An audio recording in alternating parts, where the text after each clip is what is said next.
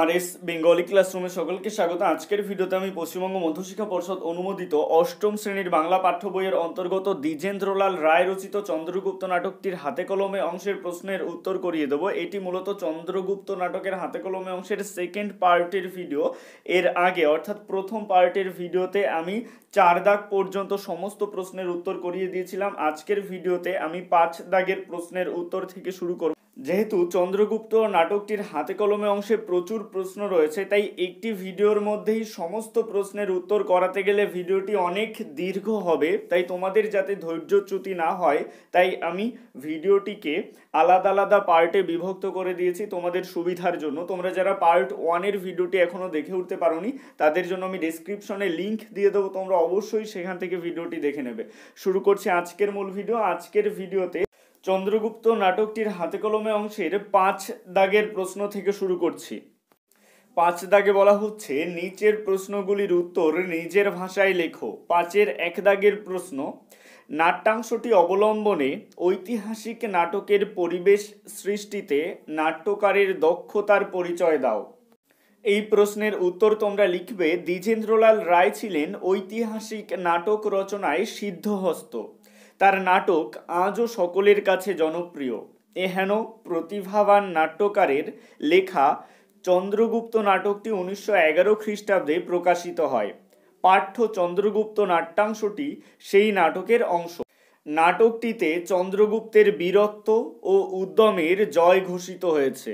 এই নাটকে নানা ঐতিহাসিক ঘটনা ও চরিত্রের সমাবেশ ঘটায় একে ঐতিহাসিক নাটক বলা হয়ে থাকে। প্যারা চেঞ্জ করে একই সাথে লিখবে, এখানে উপস্থিত রয়েছে গ্রিক সম্রাট সেকেন্দার, গ্রিক সেনাধ্যক্ষ সেলুকস, তার কন্যা হেলেন, আন্টিগোনস, চন্দ্রগুপ্ত প্রমুখ ঐতিহাসিক চরিত্র। এছাড়াও রয়েছে মগধের রাজা চন্দ্রগুপ্তের পিতা মহাপদ্মনন্দ, বৈমাত্রেয় ভাই নন্দ, রাজা পুরু প্রভৃতি ঐতিহাসিক চরিত্রের প্রসঙ্গ। প্যারা চেঞ্জ করে একই সাথে লিখবে, নানা ঐতিহাসিক ঘটনার কথাও এই নাটকে উল্লিখিত হয়েছে, যেমন সেকেন্দারের ভারত আক্রমণ, সেকেন্দারের সাথে পুরুর যুদ্ধ ও পুরুর আত্মমর্যাদা প্রকাশের কথা, চন্দ্রগুপ্তকে বঞ্চিত করে নন্দ কিভাবে সিংহাসন অধিকার করে সেই সব প্রসঙ্গ। পরিশেষে তাই বলা যায়, প্রচলিত ইতিহাসের কোনো ঘটনা বা চরিত্রকে নাট্যকার বিকৃত না করে দক্ষ লেখনীর স্পর্শে নাটকটিতে ঐতিহাসিক পরিবেশ সৃষ্টি করেছেন, যা সত্যিই অনন্য ও অসাধারণ। এবারে চলে আসছি 5-এর 2 দাগের প্রশ্নে, নাট্যাংশে সেকেন্দার ও সেলুকস এর পরিচয় দাও। সেকেন্দারের সংলাপে ভারত প্রকৃতির বৈচিত্র্যপূর্ণ রূপ কিভাবে ধরা দিয়েছে তা বিশ্লেষণ করো। এই প্রশ্নের উত্তর লেখার ক্ষেত্রে তোমরা প্রথমে বক্স করে পয়েন্ট করবে সেকেন্দার ও সেলুকাসের পরিচয়। এই পয়েন্টের আন্ডারে লিখবে, নাট্যকার দ্বিজেন্দ্রলাল রায় রচিত চন্দ্রগুপ্ত নাট্যাংশে উল্লিখিত সেকেন্দার হলেন গ্রিক সম্রাট এবং সেলুকস হলেন তার সেনাপতি। এরপরে বক্স করে পয়েন্ট করবে ভারত প্রকৃতির বৈচিত্র্যপূর্ণ রূপ। এই পয়েন্টের আন্ডারে লিখবে, গ্রিক সম্রাট সেকেন্দারের সংলাপে ভারত প্রকৃতির অতুলনীয় বৈচিত্র্যপূর্ণ রূপটি সুন্দরভাবে ধরা দিয়েছে। সেকেন্দার ভারতের প্রাকৃতিক বৈচিত্র্য প্রসঙ্গে বলেছেন, দিনের বেলা তীব্র রৌদ্র, রাতে স্নিগ্ধ চাঁদের আলো, বর্ষাকালে ঘন মেঘের গর্জন, তুষারাবৃত হিমালয়ের স্থিরতা, নদ নদীর উদ্দাম, মরুভূমির রুক্ষতার কথা। প্যারা চেঞ্জ করে একই সাথে লিখবে, এদেশের কোথাও সুউচ্চ তাল গাছের বন, বিরাট বট গাছের স্নেহ ছায়া, পাহাড়ের মতো উন্মত্ত হাতির গতিশীলতা, কোথাও বিরাট শিংওয়ালা হরিণ দেখা যায়। সেকেন্দার এ সব কিছুর বর্ণনায় মুগ্ধ চিত্তে সেলুকস ও তার কন্যা হেলেনকে শুনিয়েছেন। তিনি ভারতবর্ষের প্রাকৃতিক রূপকে এমনভাবে বর্ণনা করেছেন যেন মনে হয় ভারতবর্ষ তার নিজের দেশ ম্যাসিডোনিয়া। 5-এর 3 দাগের প্রশ্ন, চমকিত হলাম। কার কথায় বক্তা চমকিত হয়েছিলেন? তার চমকিত হওয়ার কারণ কি?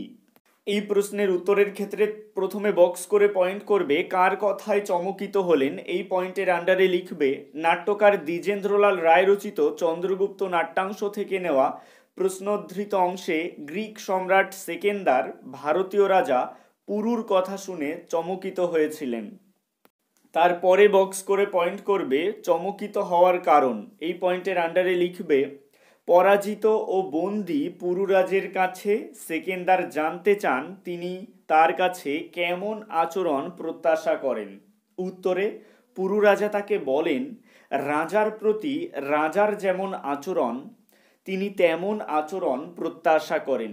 প্যারা চেঞ্জ করে একই সাথে লিখবে এই উক্তির মধ্য দিয়ে পুরুরাজের চরিত্রের যে শৌর্য, সাহসিকতা, ব্যক্তিত্ব ও আত্মসম্মানের প্রকাশ ঘটেছে তা গ্রিক সম্রাট সেকেন্দারকে চমকিত করে।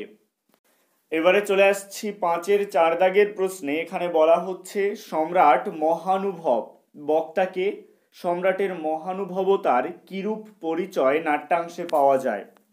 প্রথমে বক্স করে পয়েন্ট করবে বক্তাকে, এই পয়েন্টের আন্ডারে লিখবে দ্বিজেন্দ্রলাল রায় রচিত চন্দ্রগুপ্ত নাট্যাংশ থেকে নেওয়া প্রশ্নোদ্ধৃত উক্তিটির বক্তা গ্রিক সেনাপতি সেলুকস।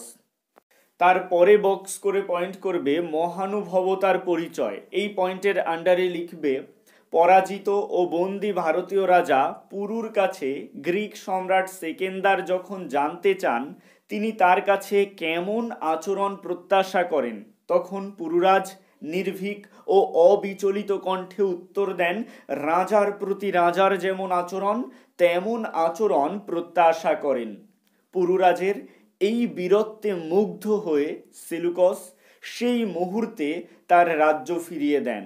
এই ঘটনার মধ্য দিয়ে একজন প্রকৃত বীরের প্রতি একজন বীর যোদ্ধার শ্রদ্ধাবোধ ফুটে উঠেছে। সেকেন্দারের এই আচরণের মধ্যেই সেনাপতি সেলুকস মহানুভবতার পরিচয় পেয়েছেন। 5-এর 5 দাগের প্রশ্নে বলা হচ্ছে ইতিহাসের নানান অনুষঙ্গ কিভাবে নাট্য কলেবরে বিধৃত রয়েছে তা ঘটনাধারা বিশ্লেষণ করে আলোচনা করো। এই প্রশ্নের উত্তর তোমরা লিখবে দ্বিজেন্দ্রলাল রায় রচিত চন্দ্রগুপ্ত নাট্যাংশটি কাল্পনিক কিন্তু ইতিহাস আশ্রয় করে নির্মিত, তাই খুব স্বাভাবিকভাবেই আলোচ্য নাটকে ফুটে উঠেছে নানা ঐতিহাসিক চরিত্র ও ঐতিহাসিক ঘটনাবলী।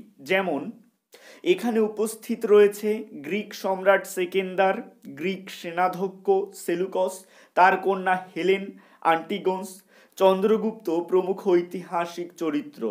এছাড়াও রয়েছে মগধের রাজা চন্দ্রগুপ্তের পিতা মহাপদ্মনন্দ, বৈমাত্রেয় ভাই নন্দ, রাজা পুরু প্রভৃতি ঐতিহাসিক চরিত্রের প্রসঙ্গ। নানা ঐতিহাসিক ঘটনার কথাও এই নাটকে উল্লিখিত হয়েছে, যেমন সেকেন্দারের ভারত আক্রমণ, সেকেন্দারের সাথে পুরুর যুদ্ধ ও পুরুর আত্মমর্যাদা প্রকাশের কথা, চন্দ্রগুপ্তকে বঞ্চিত করে নন্দ কিভাবে সিংহাসন অধিকার করে সেই সব প্রসঙ্গ। একদম শেষে প্যারা চেঞ্জ করে একই সাথে লিখবে সেলুকসের সঙ্গে চন্দ্রগুপ্তের সাক্ষাৎ ও তার কাছে চন্দ্রগুপ্তের রণকৌশল শিক্ষার বিষয়টির মধ্যেও ইতিহাসের কোনো বিকৃতি ঘটেনি। এভাবেই ইতিহাসের নানান খণ্ডচিত্র নাট্য কলেবরে বিধৃত হয়েছে। 5-এর 6 দাগের প্রশ্ন গুপ্তচর, কাকে গুপ্তচর আখ্যা দেওয়া হয়েছে, সে কি প্রকৃতই গুপ্তচর? এই প্রশ্নের উত্তর তোমরা লিখবে দ্বিজেন্দ্রলাল রায় রচিত চন্দ্রগুপ্ত নাট্যাংশে মগধের রাজপুত্র চন্দ্রগুপ্তকে গুপ্তচর আখ্যা দেওয়া হয়েছে। প্যারা চেঞ্জ করে একই সাথে লিখবে চন্দ্রগুপ্ত মৌর্য প্রকৃতপক্ষে মগধের রাজা মহাপদ্মনন্দের পুত্র। তিনি বৈমাত্রেয় ভাই ধননন্দ কর্তৃক বিতাড়িত হয়েছিলেন। এ কারণে তিনি নিজ ভাইয়ের প্রতি প্রতিশোধ নিয়ে সিংহাসন দখল করার উদ্দেশ্যে গোপনে গ্রিক সম্রাট সেকেন্দারের সেনাপতি সেলুকসের কাছ থেকে বাহিনী চালনা, ব্যূহ রচনা প্রণালী, সামরিক নিয়ম প্রভৃতি মাসাবধি কাল ধরে শিখছিলেন। সেকেন্দারের সাথে যুদ্ধ বা তার ক্ষতি সাধন চন্দ্রগুপ্তের উদ্দেশ্য ছিল না, তাই তাকে গুপ্তচর বলা চলে না। 5-এর 7 দাগের প্রশ্নে বলা হচ্ছে, সেকেন্দার একবার সেলুকসের প্রতি চাহিলেন, তার এই ক্ষণিক দৃষ্টিপাতের কারণ কি? এই প্রশ্নের উত্তর তোমরা লিখবে, দ্বিজেন্দ্রলাল রায় রচিত চন্দ্রগুপ্ত নাট্যাংশে সেকেন্দার সেলুকসের প্রতি এভাবে দৃষ্টিপাত করলেন কারণ সেকেন্দার আগেই ভারতবাসীকে বীর, শৌর্যবান, তেজস্বী বলে উল্লেখ করেছেন। এখন চন্দ্রগুপ্ত মৌর্য তাকে জানান যে প্রকৃত ভারতবাসী সত্যবাদী, সে এখনো অবধি মিথ্যে বলতে শেখেনি। অর্থাৎ ভারতবাসীর যেসব গুণরাশি সেকেন্দারকে মুগ্ধ করেছিল তার মধ্যে অপর একটি গুণ ভারতবাসীর সত্যবাদিতা তথা সততা। সেকেন্দারের এই ক্ষণিক দৃষ্টিপাতের কারণ তিনি সেলুকসকে বোঝাতে চাইলেন ভারতীয় সম্বন্ধে তিনি যা বলেছেন তা সবই সত্য। ভারতবাসীর গুণ ভারতবাসীর সহায়। 5-এর 8 দাগের প্রশ্ন, চন্দ্রগুপ্ত সেলুকসের কি রূপ সম্বন্ধের পরিচয় নাট্যাংশে মেলে? এই প্রশ্নের উত্তর তোমরা লিখবে, দ্বিজেন্দ্রলাল রায় রচিত চন্দ্রগুপ্ত নাট্যাংশে সেলুকস ছিলেন গ্রিক সম্রাট সেকেন্দারের সেনাপতি আর চন্দ্রগুপ্ত ছিল মগধের রাজা মহাপদ্মনন্দের পুত্র, যে বৈমাত্রেয় ভাই ধননন্দ কর্তৃক বিতাড়িত হয়। তার প্রতিশোধ নিতে চন্দ্রগুপ্ত সেলুকসের কাছ থেকে বাহিনী চালনা, ব্যূহ রচনা প্রণালী, সামরিক নিয়ম প্রভৃতি শিখছিলেন। যদিও চন্দ্রগুপ্তের আসল অভিপ্রায় সেলুকস জানত না, তবুও তার কথাবার্তার মিষ্টতা সেলুকসকে আকৃষ্ট করায় তিনি সরলভাবে গ্রিক সামরিক প্রথা চন্দ্রগুপ্তের সাথে আলোচনা করতেন। তবে চন্দ্রগুপ্ত সেলুকসকে শিক্ষাগুরু হিসেবে মেনে নিয়েছিলেন, যার পরিচয় মেলে আন্টিগোনসের সেলুকসের প্রতি নিক্ষেপ করা তরবারি চন্দ্রগুপ্তের নিবারণের মাধ্যমে। তাই বলা যায় আলোচ্য নাট্যাংশে সেলুকসের সঙ্গে চন্দ্রগুপ্তের গুরু শিষ্য সম্পর্ক। 5-এর 9 দাগের প্রশ্ন, তা এই পত্রে লিখে নিচ্ছিলাম, কার উক্তি? সে কি লিখে নিচ্ছিল? তার এই লিখে নেওয়ার উদ্দেশ্য কি? এই প্রশ্নের উত্তরের ক্ষেত্রে প্রথমে বক্স করে পয়েন্ট করবে কার উক্তি। এই পয়েন্টের আন্ডারে লিখবে দ্বিজেন্দ্রলাল রায় রচিত চন্দ্রগুপ্ত নাট্যাংশ থেকে নেওয়া প্রশ্নোদ্ধৃত উক্তির বক্তা চন্দ্রগুপ্ত। তারপরে বক্স করে পয়েন্ট করবে কি লিখে নিচ্ছিল। এই পয়েন্টের আন্ডারে লিখবে চন্দ্রগুপ্ত গ্রিক সেনাপতি সেলুকসের কাছ থেকে যে সমস্ত যুদ্ধবিদ্যা শিখেছিলেন তা লিখে রাখছিলেন। এরপর বক্স করে পয়েন্ট করবে উদ্দেশ্য। এই পয়েন্টের আন্ডারে লিখবে চন্দ্রগুপ্ত প্রকৃতপক্ষে মগধের রাজা মহাপদ্মনন্দের পুত্র। তিনি বৈমাত্রেয় ভাই দ্বারা বিতাড়িত, কিন্তু একদিন তিনি মগধ উদ্ধার করে সিংহাসন লাভ করবেন এই আশা তার আছে। তাই সেলুকসের কাছ থেকে যে বিদ্যা শিখেছেন তা যাতে ভুলে না যান তাই তিনি লিখে রাখছিলেন। 5-এর 10 দাগের প্রশ্ন, আন্টিগোনস নাটকের এই দৃশ্যে সেলুকসকে বিশ্বাসঘাতক বলেছে। তোমার কি সেলুকসকে সত্যিই বিশ্বাসঘাতক বলে মনে হয়? যুক্তিসহ আলোচনা করো। এই প্রশ্নের উত্তর তোমরা লিখবে দ্বিজেন্দ্রলাল রায় রচিত চন্দ্রগুপ্ত নাট্যাংশে আন্টিগোনস সেলুকসকে বিশ্বাসঘাতক আখ্যা দিলেও সেলুকসকে আমার বিশ্বাসঘাতক মনে হয় না। চন্দ্রগুপ্তকে দেখে এবং তার ব্যবহার ও কথাবার্তায় সেলুকসের মনে কখনোই সন্দেহ বা বিদ্বেষ ভাব জেগে ওঠেনি। স্বভাবতই তিনি তাকে শত্রু বলেও মনে করেননি। সে কারণেই রণকৌশলের শিক্ষা দিতেও তিনি দ্বিধা করেননি। আর চন্দ্রগুপ্তের কথাতেই স্পষ্ট যে গ্রিক বাহিনীর ক্ষতি সাধন করা বা গ্রিক সেনাদলকে আক্রমণ করার কোনো উদ্দেশ্যই তার ছিল না। তাই সেলুকসকে কখনোই বিশ্বাসঘাতক বলা যায় না। এবারে চলে আসছি 5-এর 11 দাগের প্রশ্নে। এখানে বলা হচ্ছে নিরস্ত হও। কে এই নির্দেশ দিয়েছেন? কোন পরিস্থিতিতে তিনি এমন নির্দেশ দানে বাধ্য হলেন? এই প্রশ্নের উত্তরে লেখার ক্ষেত্রে প্রথমে বক্স করে পয়েন্ট করবে কার নির্দেশ। এই পয়েন্টের আন্ডারে লিখবে দ্বিজেন্দ্রলাল রায় রচিত চন্দ্রগুপ্ত নাট্যাংশ থেকে নেওয়া প্রশ্নোদ্ধৃত নির্দেশ দিয়েছিলেন সেকেন্দার। তিনি আন্টিগোন্সকে এই নির্দেশ দিয়েছেন। এরপরে বক্স করে পয়েন্ট করবে কোন পরিস্থিতি। এই পয়েন্টের আন্ডারে লিখবে আন্টিগোন্স সেলুকসকে বিশ্বাসঘাতক বলে অভিহিত করে তাকে আক্রমণ করেন। চন্দ্রগুপ্ত তখন সেই আক্রমণ প্রতিহত করেন। তখন আন্টিগোন্স তাকে আক্রমণ করলে চন্দ্রগুপ্ত সর্বশক্তি দিয়ে তা প্রতিহত করেন। সেই মুহূর্তে সম্রাট তাদের নিরস্ত হতে বলেন। 5-এর 12 দাগের প্রশ্ন, আন্টিগোন্স লজ্জায় শির অবনত করিলেন, তার এহেন লজ্জিত হওয়ার কারণ কি? এই প্রশ্নের উত্তর তোমরা লিখবে দ্বিজেন্দ্রলাল রায় রচিত চন্দ্রগুপ্ত নাট্যাংশে সামরিক প্রথা ও পারস্পরিক সৌজন্য ভুলে আন্টিগোন্স গ্রিক সেনাধ্যক্ষ সেলুকসকে বারংবার বিশ্বাসঘাতক আখ্যা দেন। উত্তেজিত সেলুকস তরবারি বের করলে আন্টিগোন্স অধিকতর দ্রুততার সঙ্গে সেলুকসের মাথা লক্ষ্য করে তরবারি নিক্ষেপ করেন।